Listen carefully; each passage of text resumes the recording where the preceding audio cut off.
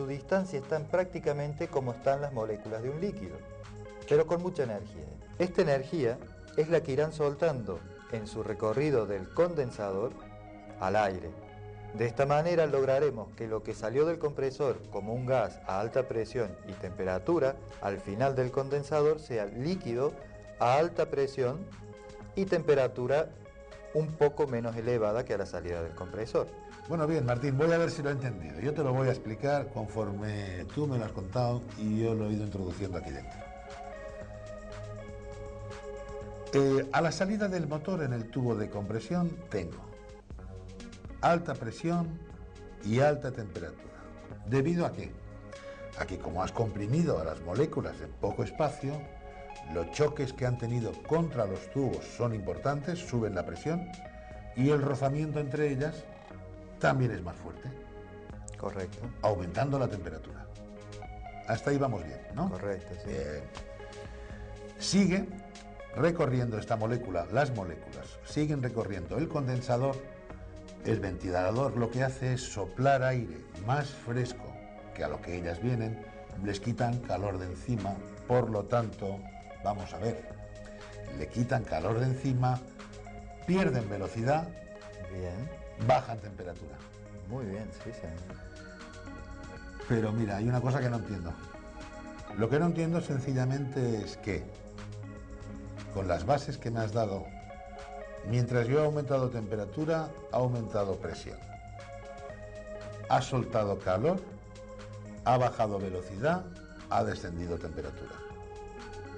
Pero leo la presión en la entrada y la presión en la salida del condensador y tengo la misma. Yo tengo que entender que si baja la temperatura, baja la presión. Y si no, me lo tendrás que contar de otra manera. Ese efecto que tú comentas es una característica típica de los fluidos. ¿Qué es? Que una presión aplicada en un punto de un fluido se transmite en todas las direcciones, en todos los puntos del fluido, con igual valor. Por lo tanto, si a la salida del compresor tú tienes una determinada presión, a la salida del condensador, pues tendrás que tener la misma, porque es un fluido lo que circula por allí dentro. Martín, vamos a por la expansión. ¿Cómo tengo que entender yo el comportamiento de la molécula en este circuito? Bien, como hemos visto anteriormente, cuando la llave de paso no está cerrada, es decir, que hay igualdad de diámetros en todo el circuito, las presiones son prácticamente iguales. Ahora, en el momento en que nosotros hemos cerrado la llave de paso, es decir, hemos restringido el paso de moléculas de refrigerante, se ha producido en la baja, azul, una baja de la presión y en la alta, la roja, una subida de la presión. Podríamos imaginarnos esto como si fuera una autopista en la cual se produce un gran atasco. Claro, todos los coches que vienen detrás, si no pueden frenar, irán chocando a los coches que están delante, lo cual ¿qué va a producir en el caso de las moléculas? Pues del lado anterior a la restricción, un aumento de la presión. Ahora, estas moléculas que pueden superar la restricción de la válvula, una vez han pasado, sufren lo que se llama una descompresión súbita, rápida, lo cual produce en ellas la evaporación. ¿Solo por pasar de un circuito a otro ya se produce la evaporación? Sí, una parte del refrigerante solo por pasar se evaporará, para lograr así su temperatura de evaporación. Ya. El resto del refrigerante conseguirá evaporarse cogiendo calor del medio que lo rodea, es decir, del aire del recinto que queremos enfriar. Vamos a ver, Martín. Una vez ya hemos pasado la expansión, que entramos en el evaporador, después de vista la experiencia de aquel circuito, pregunto, ¿la presión y temperatura cómo se van a comportar estas? Allí he visto que la temperatura iba cediendo y aquí, ¿qué? ¿Iremos recalentando, puede o no? En esta parte del circuito lo que hemos observado es lo que se llama un subenfriamiento del líquido.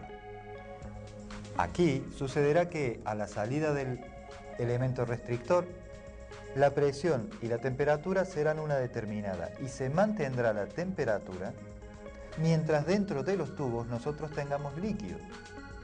¿Por qué? Pues porque todo el calor que este fluido absorba solamente lo utilizará para pasar de líquido a vapor. Ahora, una vez que este líquido ya ha pasado totalmente a vapor, el resto del calor que seguirá absorbiendo por estar más frío que el ambiente, lo transformará en temperatura. Y ahí sí observaremos entonces lo que se llama un recalentamiento de los gases a la salida del evaporador. Y por último, estos vapores recalentados serán aspirados por el compresor e impulsados nuevamente al circuito para reiniciar el ciclo. Bien, Martín, yo creo que muy bonito, me ha gustado. Pero para el técnico de servicio, ¿cuál va a ser el sistema que les vamos a ofrecer? ¿Qué controles tendrá que tener de una instalación? Aparte de visualizarlos, ver el efecto que se produce en el evaporador, después, ¿dónde va a tomar la medida? ¿Qué medidas le va a importar de todo lo que estamos contando? El método de detección de averías de técnicos de servicio es justamente la medición de un recalentamiento, un subenfriamiento, presión de alta, presión de baja y consumo del motor, es decir, el trabajo que le llevará al compresor trasladar de la baja presión a la alta presión a estas moléculas de refrigerante. Es un método infalible.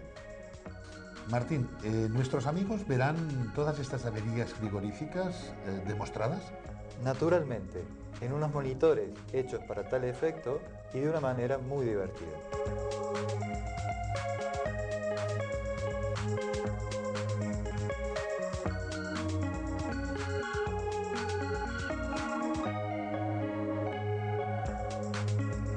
Para efectuar las mediciones en pulgadas, nos situaremos en la parte superior del pie de rey, donde veremos que de 0 a 1 pulgada hay 16 separaciones. La medida de los tubos viene dada por su diámetro exterior. Por ejemplo, cuando hagamos esta medición, podremos decir que la medida de este tubo corresponde a 3 partes de las que hay 16, o sea, un 3/16 de pulgada. Esta nueva medida nos dice que es un 4/16 de pulgada. Dado que a este quebrado se le puede reducir, tendremos por último un 1/4 de pulgada. Esta medición nos dice que la medida de este tubo es de 6/16 de pulgada. Igual que hemos hecho en el caso anterior, le reduciremos, quedándonos en un 3/8 de pulgada.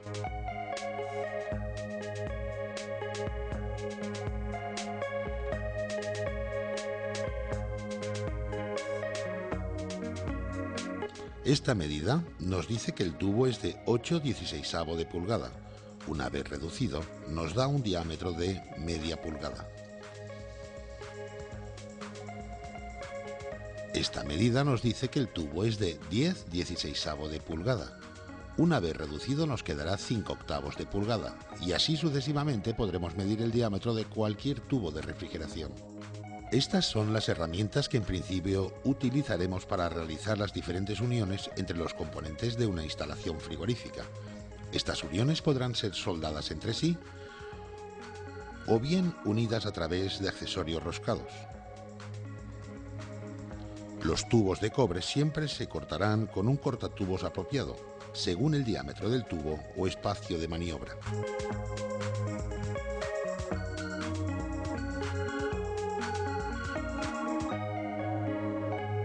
En primer lugar, situaremos el tubo entre los 2 rodillos del cortatubos. Seguidamente ceñiremos la cuchilla al tubo, dándole medias vueltas y ajustando el apriete para lograr un corte limpio. Al tener que unir 2 tubos de la misma medida, tendremos que ensanchar uno de ellos. En este caso, utilizaremos un ensanchador de golpe correspondiente a la medida de los tubos a unir. Es importante limpiar los tubos con estropajo de aluminio para su posterior soldadura. Así eliminaremos grasas o impurezas que dificultarían la unión. Habrá que disponer el tubo de forma que no entremos partículas en su interior. Seguidamente colocaremos el tubo en su alojamiento, cuidando que el trozo que hemos entrado asegure una buena unión. Una vez terminado el corte, y para no cerrar el diámetro interior del tubo, es importante pasar